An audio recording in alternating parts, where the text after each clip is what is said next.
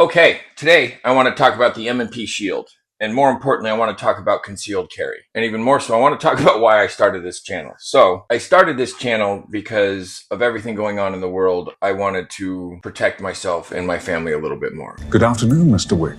It's been a long time.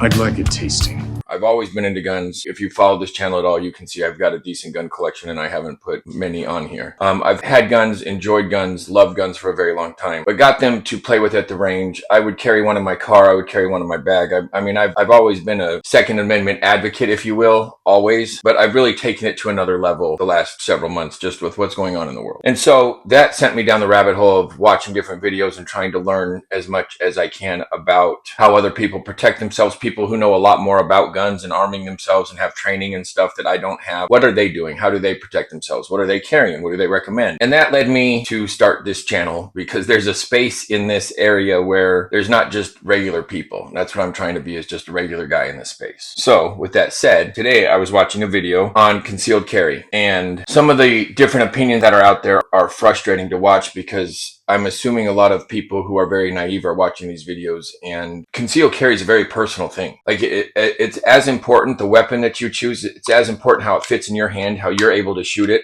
how it feels on your body, the holster that you get. It's not just a set gun is the best concealed carry for everybody. That's just not how it works. It's just not. It's personal. So there's a lot of factors when you're choosing to arm yourself. I've gone through a lot of those steps. One of my summer carries or gym carries, or when I'm wearing just a t-shirt and shorts, is this Smith & Wesson M&P Shield. I have this in a 40 caliber. This is how I carry this. I've had some work done to it, not a ton. I've got sights because these standard sights suck. I did put a laser and a light just because I do conceal carry this, and if I do ever have to use this, I would like to see what I'm shooting at. And I did do the trigger and the mag to get some extra rounds in here, and I do love purple. And let's be honest, to me it's as important how these things look as anything else. So I won't change anything that messes with the functionality of the gun, but I do like to glam them up a little bit. I do like to give them a little personality or make them mine, if you will. Now, I have two holsters for this. This holster is my absolute favorite holster, but this mag release bumps sometimes in this holster. So I had to stop carrying this holster when I switched out this mag and this mag release. I would love to give this holster manufacturer a shout out, but I've had some issues with their holsters, and I've bought a lot of their holsters, so they're okay. They're okay. I told you I'm not mad, I'm indifferent, okay? But this is how I carry this. I appendix carry, and I do that because of how thin this gun is. Now, keep in mind, when you're concealed carry, the statistics of if you had to use your weapon, okay? Statistically, it's under 7 feet, within 7 feet, 7 feet or less, and it's 3 shots. You do not need a fucking AR. You do not need a fucking 1911 with optics and sights and all kinds of stuff. Those are super cool, and I get it. We all have this illusion of someday saving everybody from this bad guy and having to get all tactile with our shooting and drop a mag and change a mag and all kinds.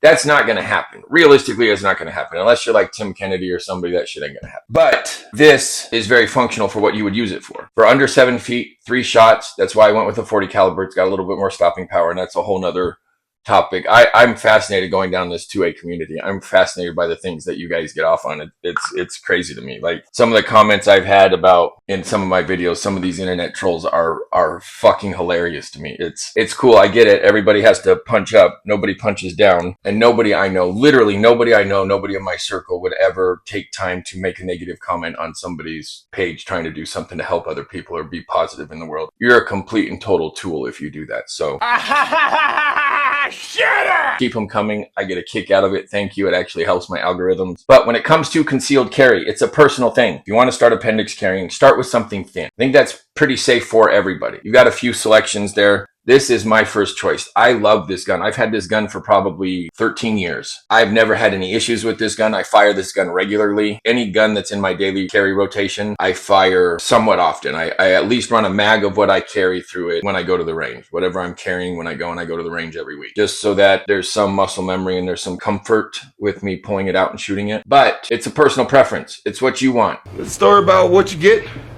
What you want? The M&P Shield is a great option for a concealed carry weapon. It's a phenomenal option. It's a very functional gun. It's going to go bang. Again, I went with 40 caliber. If I'm only firing 3 shots, I want them to count. Not that 9mm wouldn't, and not that there's not better ammunition or there's not better rounds out there. There are better rounds than 40. But in this setup, this is as good as it gets in my humble opinion. And again, this channel's about my opinion. If you don't like it, my apologies. Go find somebody you do like. I don't care. This is just my opinion, and I am no gun expert by any stretch of the imagination. I am trying to figure this stuff out as I go, and I'm sharing my experiences. My experience with this is it's a perfect concealed carry. You can hide this very well. This is what imprints. It's very, very small. Look at how thin that thing is. And again, for me, and I've talked about this, and this is another hot topic in the 2A community, is these manual safeties. I'm aware that most striker fired pistols are not going to just accidentally discharge. I get that there's safeties internally in the guns. I get it. Maybe it's a mental thing for me. I want a manual safety on my appendix carry gun. Look at where that thing sits. Like, of course I want a manual safety. You shot me in the dick!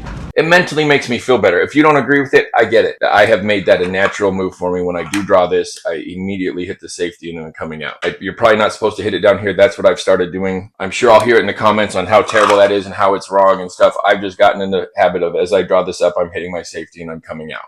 Hopefully my muscle memory kicks in. I know it'll be a stressful situation. Hopefully I'm never in that situation, but if I am, I want to be able to protect myself, my beautiful wife, my kids, my grandbabies, whoever I'm with. There's a Glock 43. It's another phenomenal option. Very functional gun, very safe gun. No manual safety. I don't carry this a lot. I have carried this for how small it is. It's a great shooting gun. These are great options to start with your personal carry, with your concealed carry, with your CCW. Again, I want to emphasize, it's a personal choice. It's a personal preference. It's what feels good in your hand, what you feel comfortable with. Go to a range where you can rent some of these guns, shoot some of them, see how they feel in your hand. Every gun has a different feel. Every gun has a different grip. Every gun has a different angle. There is a difference with how your hand hits this gun and how the gun points when you draw it up. There's a lot of variances in these guns. Go play with them. See what feels good in your hand. See what fits your hand. See what shoots better. This gun, I don't go to the range with and just shoot for enjoyment. I don't. I love this gun. I enjoy shooting this gun. I'm not running 100 rounds through this gun in one sitting. There ain't no fucking way. Nope, not happening. No. No. It's not fun. It's just not. A 40 caliber in this size gun, you feel it. There's some kick to this gun. It's not overpowering. It's not overbearing. It's not too much. It's just a 40 caliber and a very thin and small gun. You're going to feel it. These are all factors when it comes to you choosing what you're going to use as your daily carry. So I hope this helps you. Thank you for watching. If you made it this far, good for you. God bless. Have a blessed day. Thanks for watching. Talk to you later.